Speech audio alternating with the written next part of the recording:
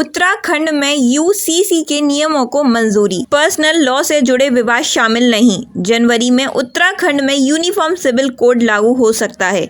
CM Pushkar Singh Dhami गणतंत्र दिवस यानी 26 जनवरी को इसकी घोषणा कर सकते हैं।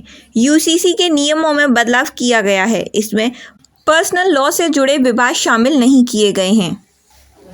उत्तराखंड की कैबिनेट ने सोमवार को एक समान कानून यानी यूनिफॉर्म सिविल कोड यूसीसी से जुड़ी नियमावली को मंजूरी दे दी है। कैबिनेट बैठक के बाद राज्य के सीएम पुष्कर सिंह धामी ने कहा कि इसे लागू करने की तारीख का ऐलान जल्द होगा।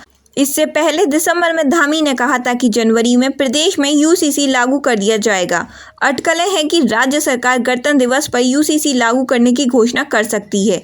सूत्रों ने बताया कि कैबिनेट ने जिस नियमावली को मंजूरी दी है उसमें पर्सनल लॉ से जुड़े विवादास्पद प्रस्तावों को शामिल नहीं किया गया है, जबकि पिछले साल अक्टूबर में पेश 400 पेजों की रिपोर्ट में कहा गया था कि पर्सनल लॉ से जुड़े विवादों जैसे तलाक, भरण पोषण, बच्चों की कस्टडी और उत्तराधिकारी जैसे मामलों को सुलझाने के लिए नियम बनाए जाएंगे। सोमवार को मंजूर नियमावली में कहा गया कि इन मुद्दों का निपटारा मौजूदा न्यायिक प्रक्रिया के तहत ही होगा, यानी यूसीसी लागू होने के बाद भी इन मुद्दों का हल अदालतों पर ही निर्भर होगा।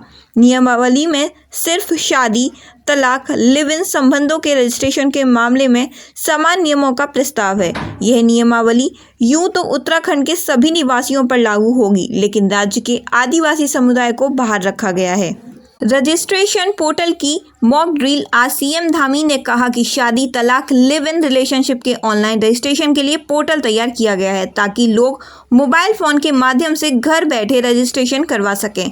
सुविधा को सरल और सुगम बनाने के लिए कॉमन सर्विस सेंटर को भी इस काम का जिम्मा दिया गया है। पर्वतीय और दूर दराज के क्षेत्रों में जहां इंटरनेट सुविधा नहीं है, सीएससी के एजेंट घर घर जाकर नागरिकों को उक्त सुविधाएं उपलब्ध कराएंगे।